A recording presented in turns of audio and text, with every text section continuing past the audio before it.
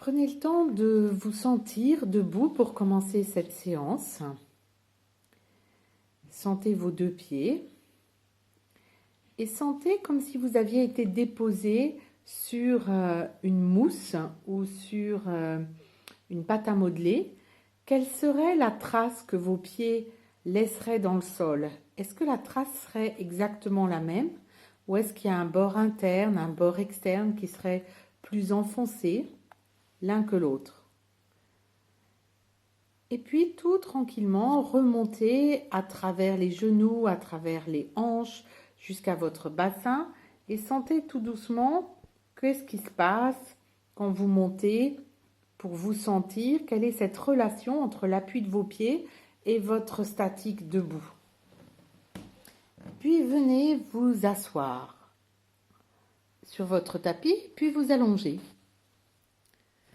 Voilà, quand vous êtes allongé, peut-être vous avez fléchi les jambes, sentez le poids de vos genoux qui tombent dans vos talons et qui tombent dans vos pieds et observez aussi quelle est cette trace que laissent vos plantes de pied sur le sol.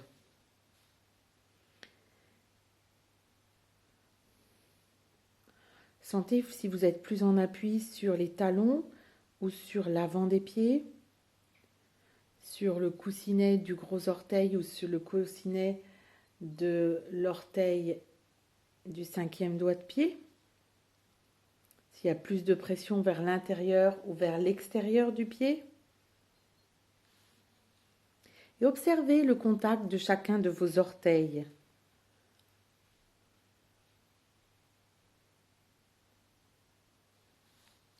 Et puis, tranquillement, prenez un coussin, un coussinet ou un livre. Et donc, Henri, je vais d'abord te donner ce livre-là. Et puis, tranquillement, avec un livre, vous allez poser le livre sur la jambe de votre choix, sur votre pied. Vous posez en équilibre, donc il faut lever la jambe, bien sûr. Et sur cette jambe, vous essayez de mettre tranquillement un livre et de voir comment vous vous y prenez tout doucement pour jouer avec ce livre. Voilà, pour poser le livre sur votre pied. Et puis, délicatement, commencez à jouer votre livre. C'est comme un ascenseur. Et vous allez monter et descendre tout doucement votre livre en évitant qu'il tombe. Mais s'il tombe, voilà, il ne faut pas prendre un livre précieux, mais un beau livre. Voilà, si c'est difficile avec un livre, prenez un coussin.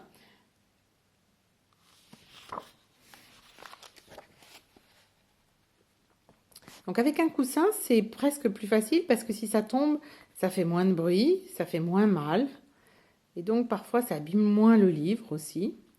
Et donc voilà, vous vous amusez comme ça à jouer dans un sens et puis dans l'autre en sentant comment la cheville aussi peut prendre des risques en tournant dans un sens, en tournant dans l'autre. Voilà, on peut s'amuser, comme fait Henri, à tourner le pied vers la gauche de soi, vers la droite de soi, en gardant bien les orteils en contact avec le livre. On peut même prendre des risques, emmener le livre un peu plus la tête en bas, la tête en haut, s'amuser comme ça tranquillement et puis récupérer dans la main le coussin et se reposer et observer quand on se repose les deux jambes fléchies, qu'est-ce qui se passe? Est-ce qu'il y a une différence d'appui des deux pieds dans le sol ou pas? Et puis très doucement, laissez une jambe glisser en roulant sur le bord externe du pied et puis sur l'autre jambe, sur l'autre bord externe et prenez le temps de sentir quelles sont les traces de ce que ce mouvement a fait en vous, dans votre bassin, dans la longueur de vos jambes. Est-ce qu'il reste un contact, une mémoire de contact du livre sur votre plante de pied? Et reposez-vous. Quand vous le voulez, à votre rythme, fléchissez les jambes l'une après l'autre. Et toujours du même côté que vous aviez choisi, tranquillement, commencez à soulever délicatement tous les orteils de votre pied ensemble en gardant la plante des pieds sur le sol sauf les orteils. Les orteils se soulèvent et puis se redéposent tranquillement. Et observez comment ils peuvent se soulever avec l'idée aussi de s'allonger, comme si vous étiriez la voûte plantaire en les soulevant.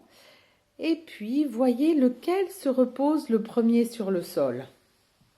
Vous allez vers et vous revenez. Toujours ce mouvement qui ne s'arrête pas au bout de sa course, mais qui s'arrête seulement quand il revient à la maison et qui prend le temps de respirer avant de redémarrer.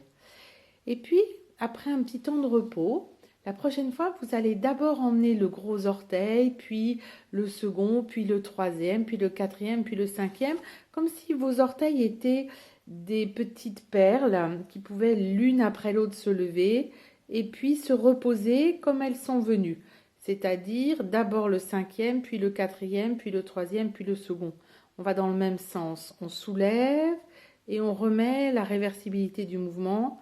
Ça revient. Et donc, c'est le pouce qui part le premier et le pouce qui arrive en dernier.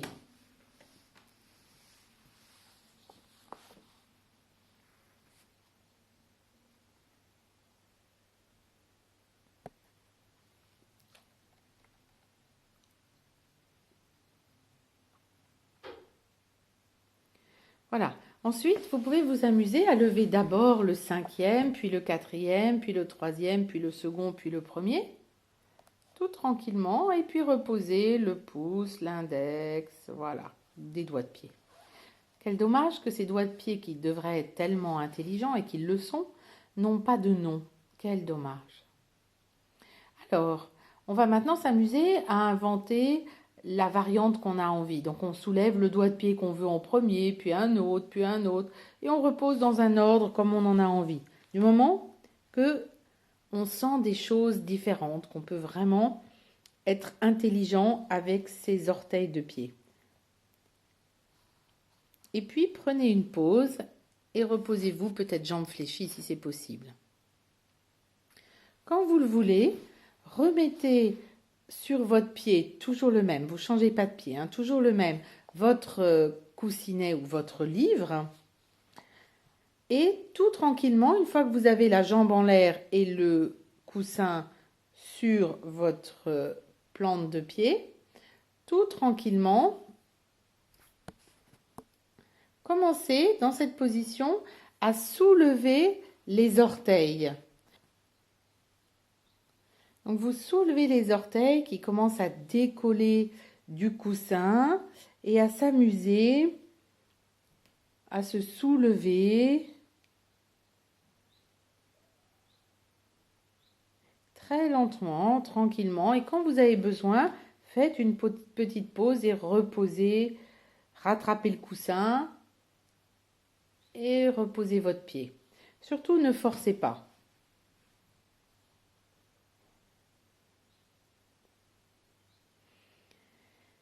Et quand vous voulez, faites l'inverse. Recroquevillez en étant déjà sur le sol vos orteils comme si vous vouliez que la voûte plantaire monte. Et vous laissez vos pieds, vos orteils de pied suivre. Vous recroquevillez la voûte plantaire et vous laissez les orteils de pied suivre. Et puis une fois que vous avez fait ça quelques fois comme ça, tranquillement sur le sol, c'est ça. Tout doucement, remettez votre coussin sur votre pied, tranquillement, et commencez à jouer avec ce même mouvement, mais sur votre coussin. Tout tranquillement, vous amusez à recroqueviller les orteils. Parfois, il y a des chutes, alors c'est le moment de rire un bon peu et puis d'essayer de voir comment vous pouvez stabiliser la chose avant de commencer à recroqueviller. Et puis à laisser le pied s'allonger, voir comment la cheville suit le mouvement. Voilà, mettez bien le livre au milieu. Et puis reposez-vous. Si le livre tombe plusieurs fois, c'est que vous êtes fatigué et qu'il est le temps de se reposer. Allongez les jambes l'une après l'autre, tranquillement.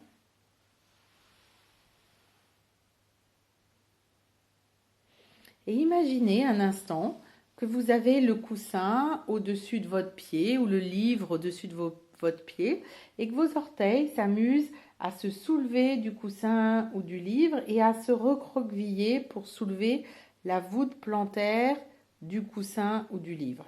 Voyez ce mouvement plusieurs fois en vous reposant et imaginez comment ça change toute l'organisation de toute la musculature de votre jambe.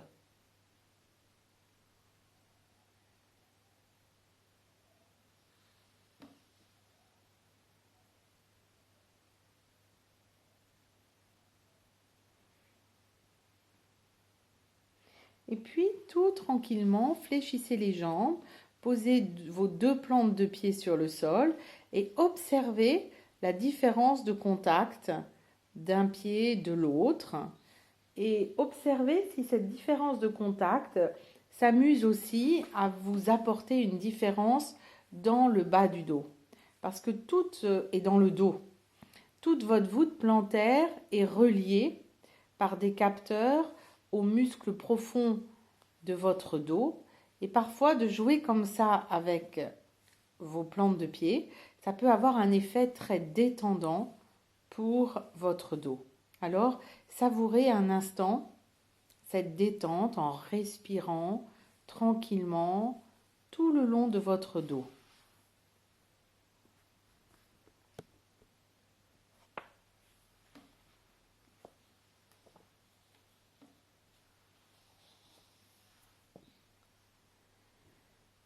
Et puis, quand vous le voulez, comme vous savez le faire, vous roulez sur le côté pour vous mettre debout en spirale si c'est possible et vous allez vous mettre debout.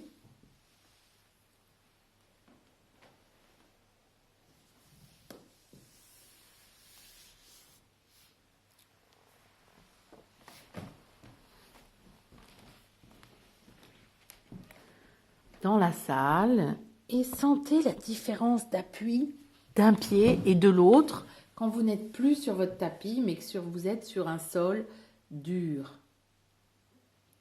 Observez toute l'organisation de vos jambes jusque dans votre bassin.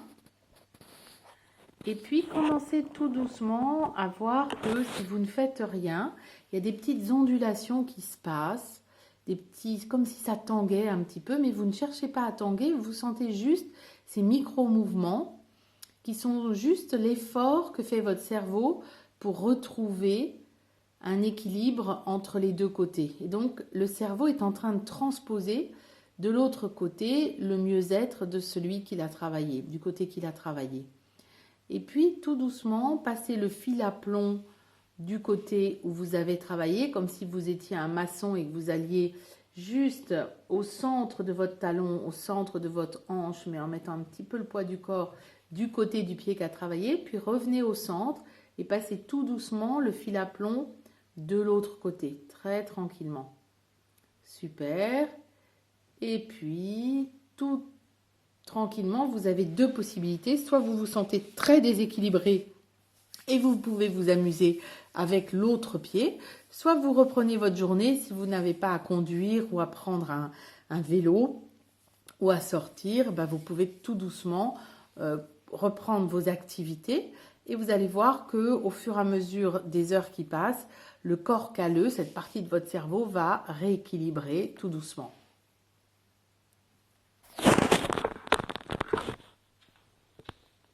Marchez en sentant le déroulé des pieds sur le sol et à très bientôt.